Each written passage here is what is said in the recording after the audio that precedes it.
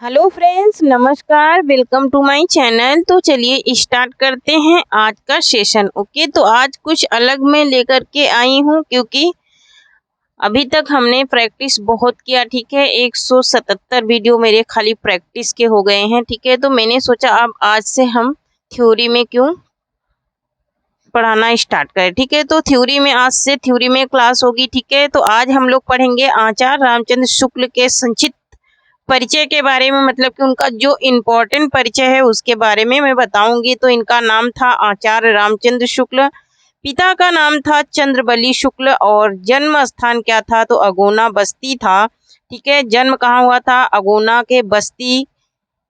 अगोना बस्ती में, उत्तर प्रदेश में। ठीक है, अगोना के बस्ती उत्तर प्रदेश में इनका जन्म हुआ था। और कब हुआ था? तो 1884 ईस्वी में। ठीक है, कब हुआ था ये?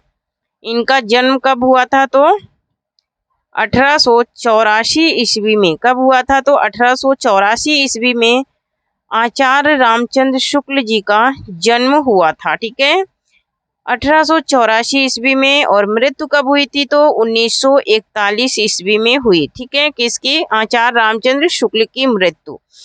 इनकी कुछ प्रमुख रचनाएं हैं जो कि बहुत ज़्यादा पूछी जाने वाली हैं। ठीक है, तो जो इम्पोर्टेंट रचनाएं हैं वही मैंने टाइप किया है। ठीक है, तो यहाँ पर देखेंगे इनकी कुछ इम्पोर्टेंट रचनाएं। पहली है रस मीमांसा चिंतामणि, जो कि इनका निबंध है। विचार वीथी त्रिवेणी और मित्रता, ये इनकी मोस्ट इम्पोर्टेंट रचनाएं हैं। ठीक है, उपलब्धि सबसे ज़्यादा इनको किस में मिली? सबसे ज़्यादा इनको पहचान किस में मिली है? तो यहाँ पर देखिए उपलब्धि। ठीक है, उपलब्धि किस किस में मिली है? तो निबंधकार में मिली है, निबंधकार के रूप में, अनुवादक के रूप में, मतलब इन्होंने बहुत सारी चीज़ों का क्या किया? विश्लेषण किया, आलोचक के रूप में और संपादक के रूप में।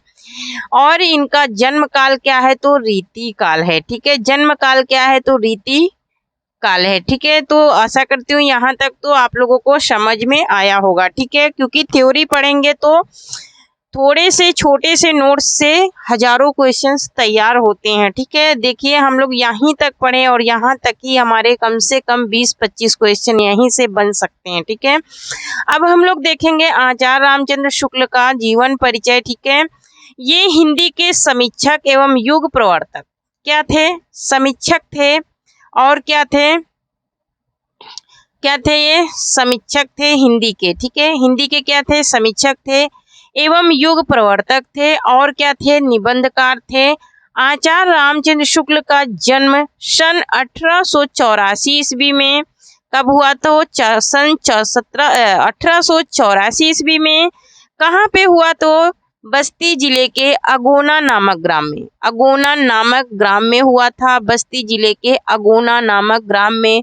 स्टेट क्या था? तो हमारा उत्तर प्रदेश था।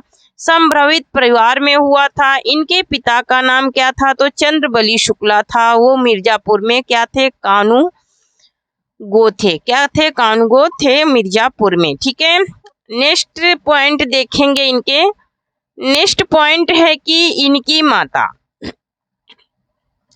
इनकी माता क्या थी? तो इनकी माता अत्यंत, मतलब कि बहुत ही विदुषी और धार्मिक थी। विदुषी मीन्स होता है विद्वान, है ना? तो विद्वान थी और क्या थी? वो धार्मिक थी, धर्म को मानने वाली थी। इनकी प्रारंभिक मीन्स मतलब कि शुरुआत की शिक्षा दीक्षा, इनकी पढ़ाई लिखाई अपने पिता के पास जिले की राठ तहसील में हुई।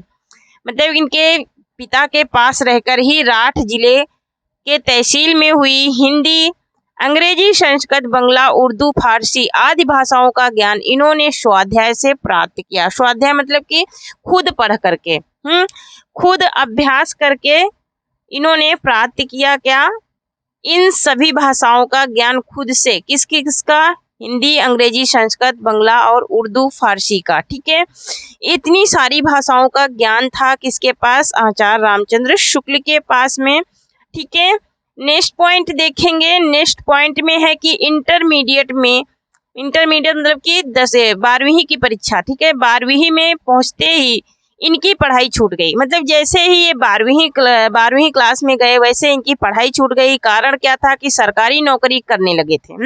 इनको तब तक सरकारी नौकरी मिल चुकी थी। ठीक है, किंतु स्वाभिमान के कारण यह नौकरी छोड़कर मिर्जापुर के मिशन स्कूल में चित्रकला अध्यापक हो गए, किंतु ये अपना आगे का स्वाभिमान बढ़ाने के कारण ये मिर्जापुर के स्कूल में क्या हुए थे, चित्रकला अध्यापक बन गए थे। ठीक है, नेक्स्ट पॉइंट देखेंगे, ये है हमारे प्रिय साहित्यकार आचार्य रामचंद्र शुक्ल हैं। ठीक है, महान साहित्यकार। यहाँ देखिए इनका जन्म दिया है 1884 और मृत्यु दी है 1941 ईस्वी। ठीक है, तो अब तक तो आप लोगों को याद हो गया होगा इनका जन्म और मृत्यु और इनका जन्म स्थान और इनका स्टेट। ठीक है, तो यहाँ पर इनकी विद्वता से, मतलब कि इनके विद्वांसता से, इनकी बुद्धि से प्रभावित होकर इन्हें हिंदी शब्द सागर के संपादन कार्य में सहयोग के लिए श्याम सुंदर दास जी द्वारा काशी नगरी प्रचारी सभा में सम्मान मतलब कि सम्मान के साथ बुलाया गया। और मात्र ये 19 वर्ष के थे।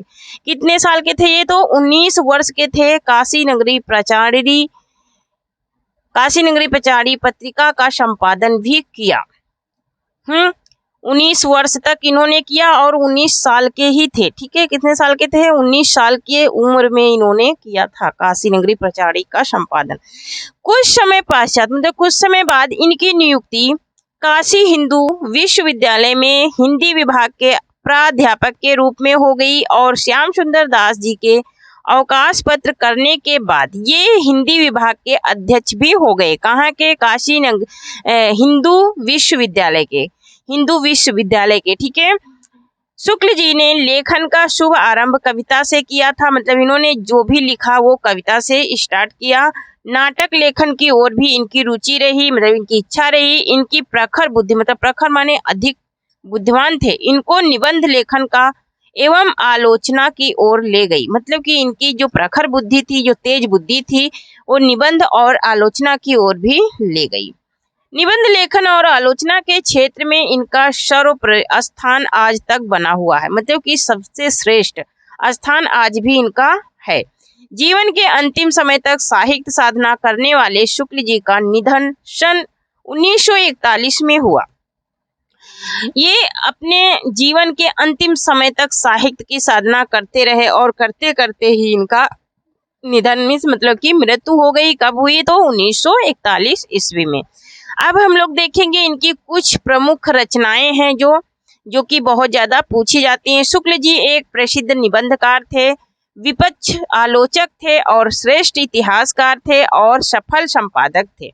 इनकी रचनाओं का विवरण निम्नवत है, मतलब कि अलग अलग है। यहाँ पर देखेंगे ये निबंध इनके क्या है? निबंध संग्रह। ठीक है, निबंध संग्रह इनके क्या क्या है? तो निबंध संग्रह में देखेंगे तो पंचपात्र इनका निबंध संग्रह है।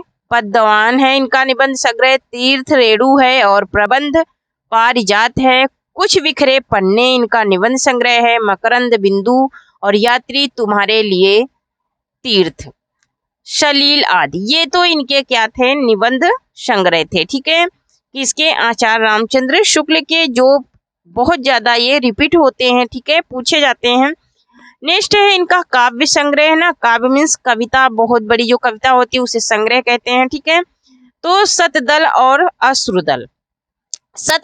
अश्रुदल इनका क्या है? ये काव्य संग्रह है जो कि बहुत ही ज्यादा क्या है? विख्यात है, फेमस है। ठीक है, नेक्स्ट है इनका कहानी संग्रह झलमला और अंजलि है इनका। कहानी क्या है? कहानी संग्रह है। फिर आलोचना में इन्होंने क्या लिखा? हिंदी साहित्य विमर्श लिखा। ठीक है, इनकी आलोचना है हिंदी साहित्य विमर्श, विश्व साहित्य और हिंदी उपन्यास साहित्य, हिंदी कहानी साहित्य और साहित्य शिक्षा आदि। ये इनकी तो क्या है? आलोचनाएं हैं। आलोचनाएं भी आचार्य रामचंद्र शुक्ल की पूछी जाती हैं।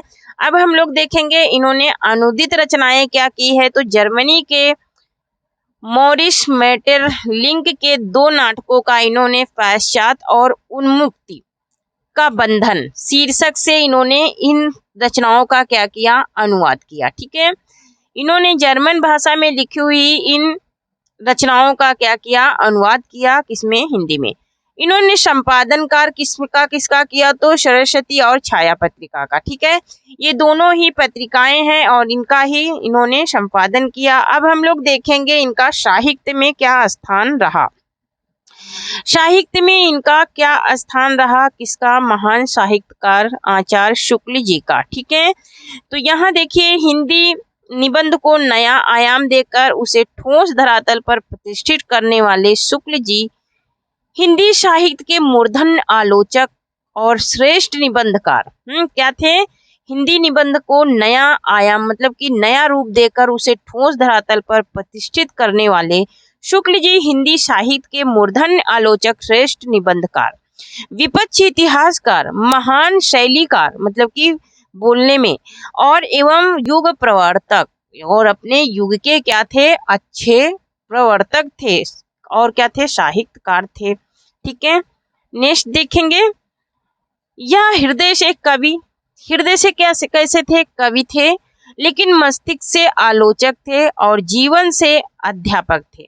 मतलब अपने हृदय से क्या थे? वो कवि थे, लेकिन मस्तिष्क से विलक्षण प्रतिभा के कारण ही इनके समकालीन हिंदी गद्य के काल को शुक्ल युग के नाम से भी संबोधित किया जाता है। ठीक है, तो थैंक यू फ्रेंड्स, आज के लिए इतना ही। तब तक के लिए जय हिंद, जय भारत। आप लोगों को कैसा लगा ये सेशन कमेंट में जरूर